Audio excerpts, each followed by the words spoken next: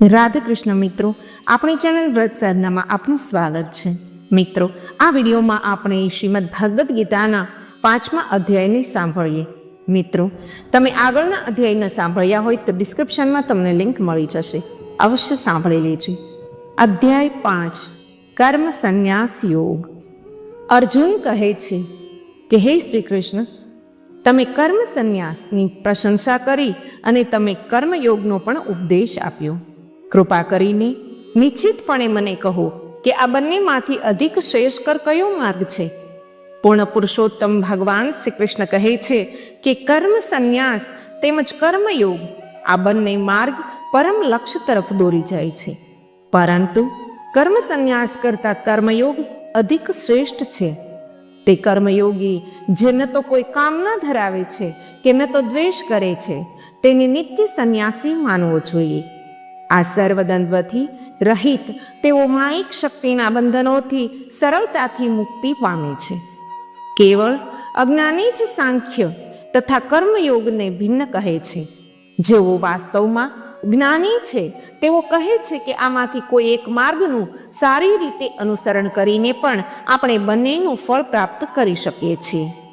જે પરમ અવસ્થા કર્મ સંન્યાસની સાધના દ્વારા પ્રાપ્ત થાય છે તે ભક્તિયુક્ત કર્મ દ્વારા પણ પ્રાપ્ત થાય છે. તેથી જેઓ કર્મ સંન્યાસ અને કર્મયોગને એક સમાન જોવે છે તે વાસ્તવમાં વસ્તુને તેના યથાવત રૂપે જોવે છે. ભક્તિયુક્ત કર્મ વિના સંપૂર્ણ વૈરાગ્ય કઠિન છે. હે મહાભુજાઓવાળા અર્જુન, પરંતુ જે મુનિ કર્મયોગમાં નિપુણ હોય છે તે શીઘ્રતાથી પરમેશ્વરને પ્રાપ્ત કરે છે. જે વિશુદ્ધ ચિત્ત ધરાવે છે અને જે મન તથા ઇન્દ્રિયોને વશમાં રાખે છે તેવા કર્મયોગીઓ સર્વ આત્માઓના આત્માનું સર્વ પ્રાણીઓમાં દર્શન કરે છે. એવો મનુષ્ય સર્વ પ્રકારના કર્મોનું પાલન કરતો હોવા છતાં કદાપી લિપ્ત થતો નથી. જેઓ કર્મયોગમાં અચળ હોય છે તેઓ જોતા, સાંભળતા, સ્પર્શ કરતા, સૂંઘતા, ભ્રમણ કરતા, સૂતા, શ્વાસ લેતા, બોલતા, વિસર્જન કરતા, ગ્રહણ કરતા તથા નેત્રોને બંધ કરતા અને ખોલતા સદા માને છે કે હું કરતા નથી. દિવ્ય જ્ઞાનના પ્રકાશ દ્વારા તેઓ જોઈ શકે છે કે આ તો કેવળ માયિક ઇન્દ્રિયો છે જે તેના વિષયોની વચ્ચે ભ્રમણ કરતી રહે છે. જે મનુષ્યો આ શક્તિનો ત્યાગ કરીને પોતાના સર્વ કાર્યો ભગવાનને સમર્પિત કરી દે છે તેઓ જેમ કમળપત્ર જળથી અસ્પૃશ્ય રહે છે તેમ પાપથી અલિપ્ત રહે છે. યોગીજનો અનાસક્ત થઈને શરીર, મન, બુદ્ધિ તથા ઇન્દ્રિયો દ્વારા કેવળ આત્મશુદ્ધિના હેતુ માટે કર્મ કરે છે. કર્મયોગી સર્વ કર્મો ભગવાનને સમર્પિત કરીને શાશ્વત શાંતિ પ્રાપ્ત કરે છે. જ્યારે તેઓ કે જે ભગવાન સાથે ચેતનાથી જોડાયેલો નથી અને તેમની કામનાઓથી પ્રેરિત થઈને સ્વાર્થના ઉદ્દેશ્યથી કર્મ કરે છે તેઓ તેમાં બંધાઈ જાય છે, કારણ કે તેઓ તેમના કર્મના ફળ પ્રત્યે આસક્ત હોય છે. જે દેહધારી જીવાત્માઓ આત્મસંયમી અને વિરક્ત હોય છે તેઓ સ્વયંને કરતા કે કારણ માનવાના વિચારનો પરિત્યાગ કરીને નવદ્વારવાળા નગરમાં સુખપૂર્વક રહે છે. ન તો કર્તૃત્વાભિમાન કે ન તો કર્મ કરવાની પ્રકૃતિ ભગવાનમાંથી પ્રાપ્ત થાય છે, ન તો તેઓ કર્મોના ફળનું સર્જન કરે છે. આ સર્વમાયિક પ્રકૃતિના ગુણો દ્વારા કાર્ય કરે છે.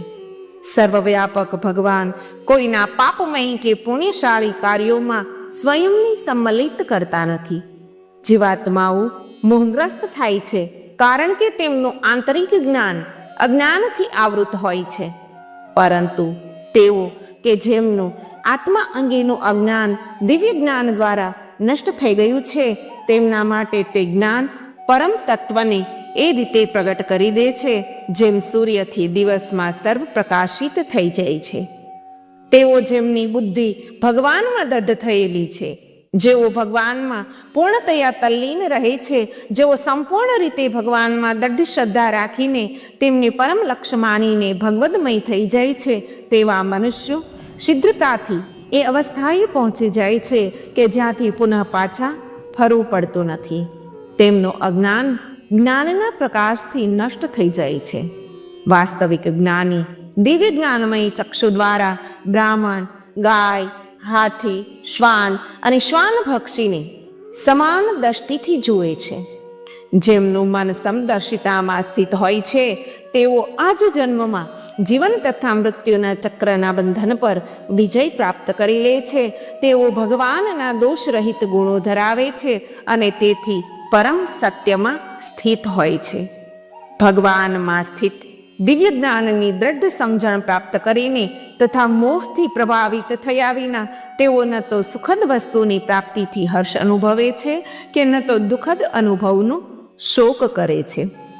જે મનુષ્યો બાહ્ય ઇન્દ્રિયો સુખ પ્રત્યે આસક્ત નથી તેઓ દિવ્ય આનંદની અનુભૂતિ સ્વયંમાં જ કરે છે. યોગ દ્વારા ભગવાન સાથે એક્ય હોવાના કારણે તેઓ અનંત સુખનો અનુભવ કરે છે. ભૌતિક ઇન્દ્રિયોના સંસર્ગથી ઉત્પન્ન થનારા સુખોપભોગ સંસારી મનોવૃત્તિ ધરાવતા લોકો માટે દેખીતી રીતે આનંદપ્રદ હોય છે, પણ ખરેખર દુઃખનું ઉદ્ભવ સ્થાન છે. હે કુંતી પુત્ર, આવા સુખોનો આદિ અને અંત હોય છે અને તેથી જ્ઞાની પુરુષો તેમાં આનંદ લેતા નથી. તે મનુષ્ય યોગી છે જે શરીરનો ત્યાગ કરવા પૂર્વે કામનાઓ તથા ક્રોધના આવેગોને ચકાસી લેવા સક્ષમ છે અને કેવળ તે સુખી છે. જે લોકો તેમના અંતરમાં સુખી છે, ભગવાનના આનંદનું અંતરમાં આસ્વાદન કરે છે અને અંતર જ્યોતિથી પ્રકાશિત છે, તેવા યોગીઓ ભગવાન સાથે એક્ય સાધે છે અને માયિક જીવનમાંથી મુક્ત થઈ જાય છે. તે પવિત્ર ઋષિઓ કે જેમના પાપ ધોવાઈ ગયા છે, જેમના સંશયો નાશ પામ્યા છે, જેમના મન અનુશાસિત છે અને જે સર્વ પ્રાણીઓના કલ્યાણ માટે સમર્પિત છે, તેઓ ભગવાનને પ્રાપ્ત કરે છે અને માયિક જીવનમાંથી મુક્ત થઈ જાય છે. જેમણે સતત પ્રયાસો દ્વારા ક્રોધ અને વાસના પર વિજય પ્રાપ્ત કર્યો છે, જેમણે તેમના મનને વશ કરી લીધું છે અને આત્મજ્ઞાની છે, તેવા સંન્યાસીઓ આ લોક અને પરલોક બંનેમાં માયા શક્તિના બંધનોથી મુક્ત થઈ જાય છે. બાહ્ય ઉપભોગના સર્વ વિચારોને બંધ કરીને દ્રષ્ટિને બે ભ્રમરોની વચ્ચે કેન્દ્રિત કરીને નાસિકામાં શ્વાસ અને ઉશ્વાસના પ્રવાહને સમ કરીને અને એ રીતે ઇન્દ્રિય, મન અને બુદ્ધિને નિયંત્રિત કરીને યોગી ઈચ્છા, ભય અને ક્રોધથી સ્વતંત્ર બનીને સદૈવ મુક્ત રહે છે. મને સર્વ યજ્ઞોના અને તપચર્યાઓના ભોગતા સર્વલોકના પરમેશ્વર અને સર્વ જીવંત પ્રાણીઓના નિષ્કામ મિત્ર જાણીને મારા ભક્તો પરમ શાંતિ પ્રાપ્ત કરે છે. મિત્રો, 5મો અધ્યાય કર્મ સંન્યાસ યોગ અહીં સમાપ્ત થાય છે. આ વિડીયોને સંપૂર્ણપણે જોવા માટે આપનો ખૂબ ખૂબ આભાર.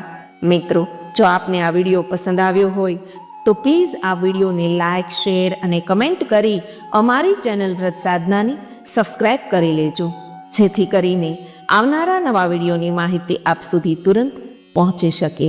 ધન્યવાદ.